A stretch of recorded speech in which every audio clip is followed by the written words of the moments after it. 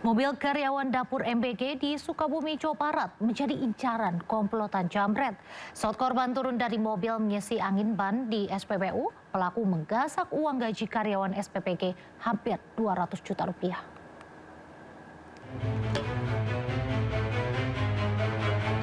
Inilah rekaman CCTV di SPBU Cimuncang, Sukaraja, Kabupaten Sukabumi, Jawa Barat. Salah satu pelaku turun dari motor dan langsung mengambil tas di kursi pengemudi mobil korban. Kedua pelaku pun kabur menggunakan sepeda motor. Korban yang sedang mengisi angin ban tidak sadar telah dibuntuti dan dikelabui pelaku. Kedua pelaku sebelumnya mengikuti korban setelah mengambil uang dari bank. Pelaku sempat memberitahu korban bahwa ban mobilnya kempes. Padahal itu adalah modus pelaku untuk membuat korban lengah. Korban yang merupakan karyawan dapur makan bergizi gratis pun kehilangan uang 191 juta rupiah. Uang itu sedianya untuk menggaji karyawan dapur SPPG. Dugaan pelaku yang kita cek dari CCTV pom bensin tadi ya, ada 2 orang. Kalau menurut keterangan tadi, keterangan sementara uangnya itu akan dibuat membayar relawan. Berbekal bukti rekaman CCTV, kini polisi masih memburu para pelaku. Dari Sukabumi, Jawa Barat, Budi Setiawan, iNews melaporkan. Tak terima diputus cintanya oleh sang kekasih, seorang pria nekat menculik anak mantan kekasihnya. Pelaku ditangkap saat akan kabur ke wilayah Bandung, Jawa Barat.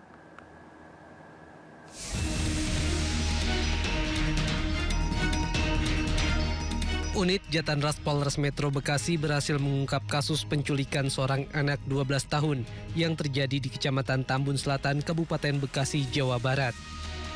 Kejadian bermula saat korban hendak membeli 4 buah tabung gas LPG di sebuah warung yang tak jauh dari rumahnya. Namun korban tak kunjung kembali ke rumah, membuat ibu dari korban membuat laporan ke Mapolres Metro Bekasi. Dari hasil penyelidikan, unit Jatanras menemukan titik keberadaan korban yang ternyata dibawa kabur oleh kekasih dari ibu korban. Motif pelaku menculik korban lantaran kesal dan tak terima cintanya diputus oleh ibu korban. Kemudian korban membeli 4 gas LPG. Setelah itu korban mengantarkan 2 gas LPG terlebih dahulu dari warung tersebut kembali ke rumah. Setelah diantarkan 2, kembali lagi korban ke warung tersebut untuk mengambil 2 tabung gas LPG yang tersisa. Namun setelah mengambil 2 yang tersisa, korban tidak kembali ke rumah. Namun di perjalanan bertemu dengan pelaku atau terduga. Dan pelaku tersebut menghampiri korban dan mengajak korban untuk ikut bersama dengan pelaku. Karena awalnya korban merasa takut, akhirnya korban mau dan mengikuti ajakan dari pelaku tersebut. Atas perbuatannya, pelaku terancam hukuman maksimal 15 tahun penjara. Pemirsa, Propam Polri tengah memeriksa oknum anggota Polsek Cilandak dalam kasus dugaan rekayasa BAP kasus penganiayaan menjadi narkoba. Terlampir barang-barang narkoba di BAP saya tadi. Ini kertas bukan ya, Bang? Bukan, salahnya saya nggak bisa kayak begitu. Saya punya relasi juga. Kasus ini mencuat usai video viral di media sosial di mana seorang warga diduga sebagai pelapor terlihat menegur 2 anggota polisi yang tengah berjaga. Pelapor menyoroti kejanggalan dalam isi laporan yang akan ditandatanganinya. Pelapor menilai berita acara pemeriksaan yang disodorkan tidak sesuai dengan hasil klarifikasi awal terkait dugaan penganiayaan yang dialami terlapor. Dalam keterangan disebutkan tertulis timbangan narkoba dalam BAP. Padahal barang tersebut tidak ada keterkaitan dengan laporan penganiayaan. Saya punya relasi juga ke Kapolres loh. Nggak boleh kayak begitu. Melakukan langkah-langkah tentang kejadian yang ada di Polsek Cilandak. Ya, langkah-langkah kita yang pertama kita menurunkan dari tim Propam Polres Metro Jakarta Selatan. Ya, yang kedua juga kita dari pihak Propam akan memanggil, mengklarifikasi ya yang melaporkan itu. Kemudian dari pihak Polsek juga terus akan melakukan langkah-langkah proses ya yang memang ini nanti akan kita lanjutkan terus.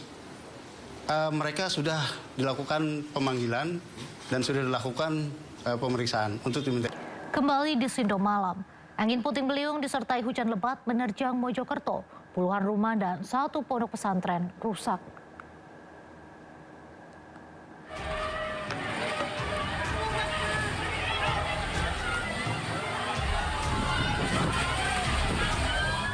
Angin puting beliung disertai hujan lebat menerjang Kecamatan Pungging, Kabupaten Mojokerto, Jawa Timur.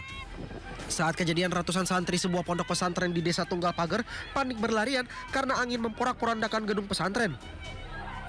Meski tidak berlangsung lama, namun dampak angin puting beliung membuat puluhan rumah rusak.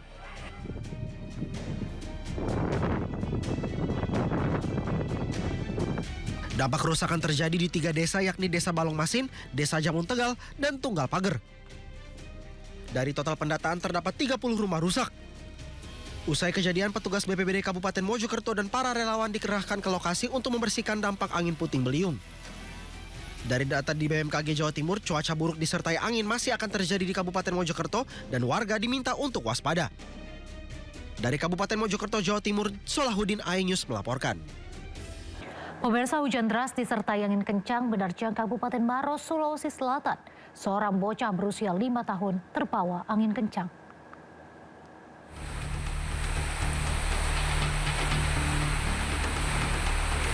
Warga di permukiman 3 kecamatan di Kabupaten Maros, Sulawesi Selatan dikejutkan dengan terjangan hujan deras disertai angin kencang.